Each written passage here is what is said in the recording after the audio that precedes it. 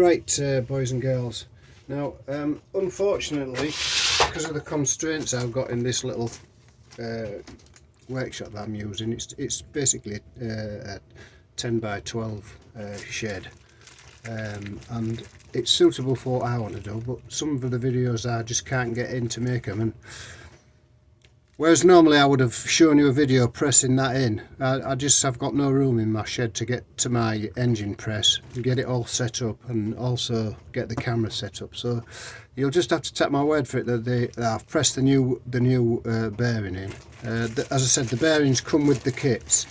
105 quid for the kit. Comes with the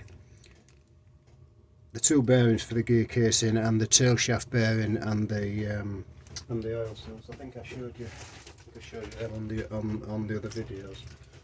So yeah, you can tap the bearing in if you haven't got a bearing press. Just make sure you get your let me find it. Misplaced. Oh, here we are.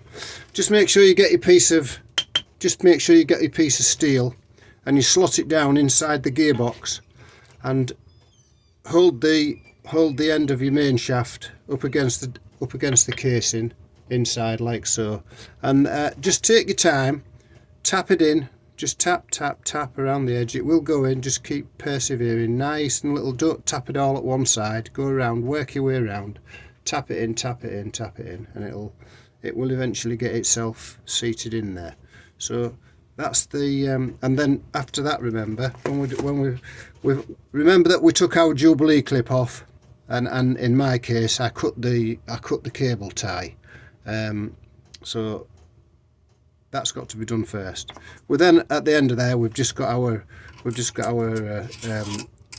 thrust washer that fits on the end, and then we've got our circlip. So that obviously goes down, slides down. That obviously slides down. The circlip slides down, clips on. I'll put that on later. I just wanted to tell you that that's what we've got going on. So that's got to go on next. Then we've got our the next job we have to do is assemble our input shaft. And again, we've got a new bearing, and I just can't show you the video of me putting these. I can't show you the video putting these input shaft bearings on, because I just haven't got room in there. And when I finish the build, I'll show you where we're working, and then you can see exactly what I've got. So we've checked our input shaft, and we've got our new bearing. Make sure when you put these bearings on, there's a groove for the circlip that goes. That's got to be facing outwards. Don't have it facing inwards. And we'll slide that on, and again we put that in the press, or in your case, if you haven't got a bearing press, get yourself a suitable piece of tube. Again, this is for a different thing, but that will tap on. Oh, sorry, before we put that on, we've got our oil thrower. Remember to put your oil thrower on. What this oil thrower does, it stops if that wasn't there. If that wasn't there, when you stopped your engine and stopped your gearbox, and oil would run off these gears and it would drop onto the shaft, and then it would creep. Eventually it would creep down and it would drain into the bell housing.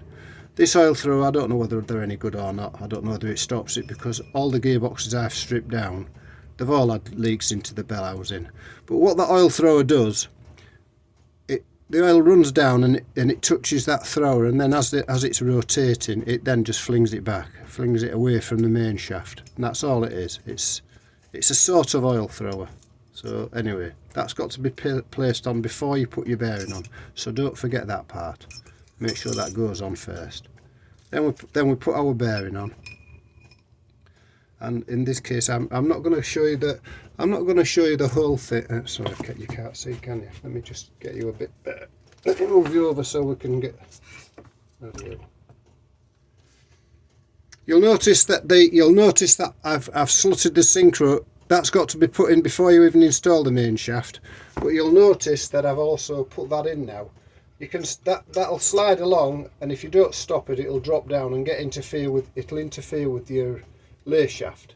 It'll touch the lay shaft and start interfering with it. You don't want that to happen.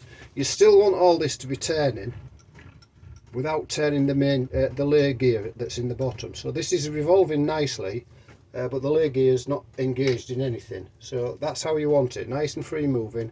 It's on the reverse idler. This reverse is on the main shaft. It's working and it's running.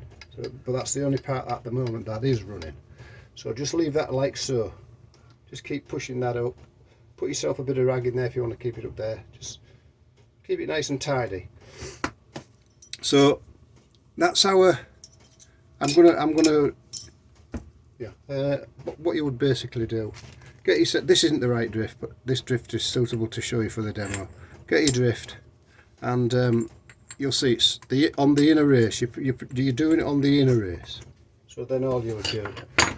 We've got our oil thrower on there quite okay, and then we'll just tap this. I would do it in the I do it in the press. I press that down in the press. But if you haven't got a press, you'll have to do it like that. You'll have to tap it down. Just tap it nicely down. Not on the outer race. You need some sort of a drift so that you can get it nice and flat on the top. Use whatever means you have. This is on a wooden bench, so it probably.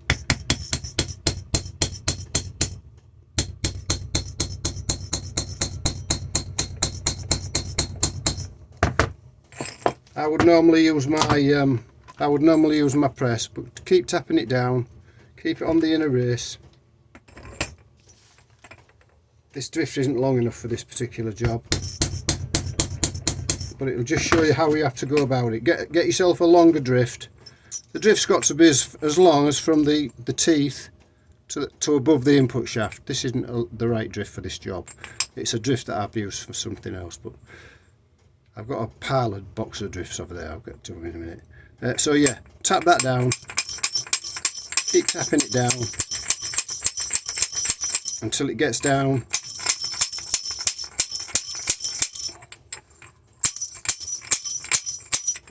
It's going down now actually by.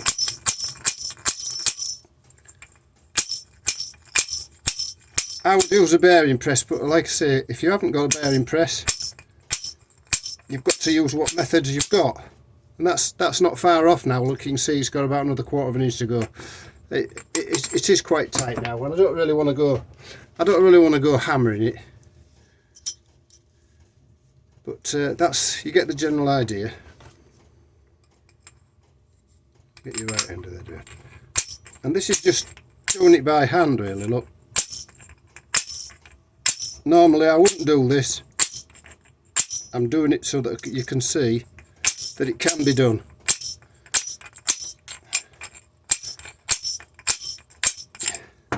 See, it's getting harder and harder, but you get the idea. I'm not going to keep hammering and banging this all afternoon. So that's the idea. Get that down. Make sure you. I mean, I've been hammering and knocking, but make sure that is seated correctly. You don't want that cockeyed like so that it'll bend when it goes on. You need to get that bearing flat down onto the thing. So make sure that's there.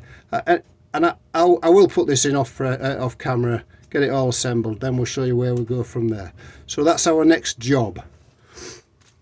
After that job, we're going to be fitting our new caged rollers.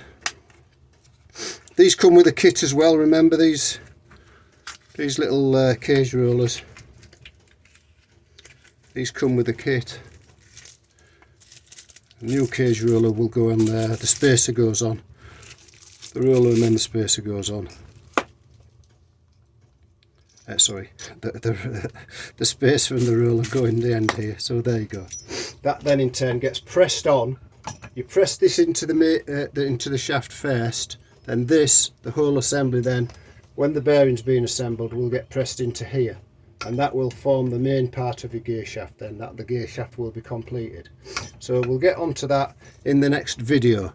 Before the next video starts, I'll have this pressed on for you, and I'll have these. I'll have the circlip and thrust washer put on. So that's where we are.